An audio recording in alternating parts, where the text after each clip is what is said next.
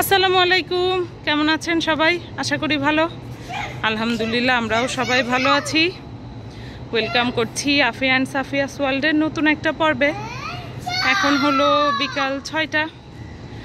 আজকেও আমার সকাল সকাল ছুটি হয়ে গিয়েছে, তো আজকে আর বাইরে যাব না, আজকে বাসাতেই থাকবো আর একটু স্পেশাল নাস্তার আয়োজন হবে।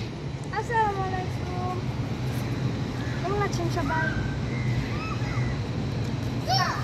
আফিয়া, আজকে আর বাইরে যাব না, আজকে বাসায় একটু স্পেশাল খাওয়া দাওয়ার ব্যবস্থা করব। তুমি আমাকে হেল্প করবে? হ্যাঁ। ঠিক আছে। এই গাছটা জানেন একদম নষ্ট হয়ে গিয়েছিল, ওই যে কয়েকদিন আগে দীপাবলি গেল, এখানেই পটকা ফোটানো হয়েছিল, তো ওই যে রাস্তায়, তো ওইটার যে আগুনের কি বলে ওইটাকে, ঝলকানি, তো সব এই গাছের উপর এসে পড়েছিল, একদম পুরা পাতাগুলো, এই যে এই পাতাগুলো দেখলে বুঝবেন একদম নষ্ট হয়ে গিয়েছিল। পরে আজ কয়েকদিন আবার সুন্দর হয়ে উঠেছে গাছটা।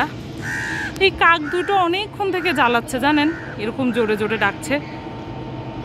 কাক ডাকা তো আসলে কুসংস্কার কিনা জানি না, বলে ভালো না আগেকার মানুষজন, তো এখন যাই হোক। তো আজকে হচ্ছে চিকেন বান বানাবো। চিকেন বানটা তো একটু মানে বেক করা হয়, কিন্তু আজকে আমি বানাবো আমার আম্মার স্টাইলে। আম্মা হচ্ছে চিকেন বানটা ডুবো তেলে ভাজতো, ওটা একটা অন্যরকম মজা হয়।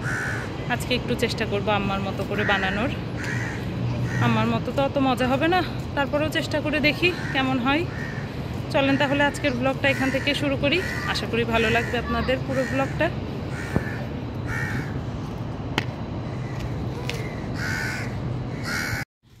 এই তো ময়দা মাখানো আমার হয়ে গিয়েছে, এখন এটা রেস্টে রাখতে হবে 1 ঘন্টা। আর এবার আমি চিকেনের পুরটা রেডি করব। এখানে তৈরি হচ্ছে আমার চিকেনের পুরটা।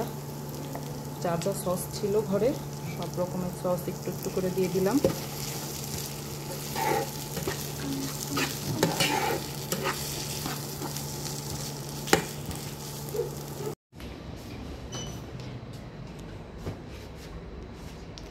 আমি আর আফিয়া যাচ্ছি, সরি সাফিয়া যাচ্ছি নিচে একটু আলু কিনতে, তাই তো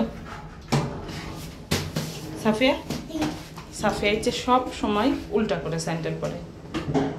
সাফিয়া তোমার স্যান্ডেল তো উল্টো। Sandal ulo? Sorry.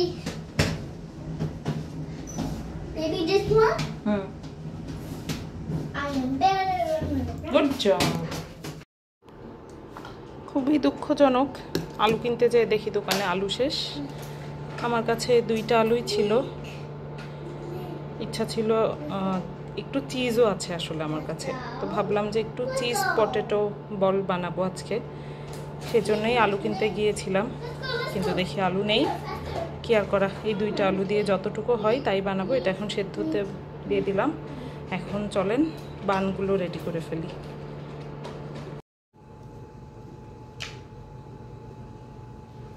এই তো এদিকে আমার বানগুলো রেডি করা শুরু করে দিয়েছি। একটু হাতের উপরে এভাবে রুটির মতো বড় করে নেব, তারপরে চিকেনের পুরটা এভাবে মাঝখানে দিয়ে দেব, একটু বেশি করেই দেব তাহলে খেতে মজা লাগবে। এরপরে চারপাশ থেকে এভাবে নিয়ে জাস্ট মুখটা বন্ধ করে দিতে হবে।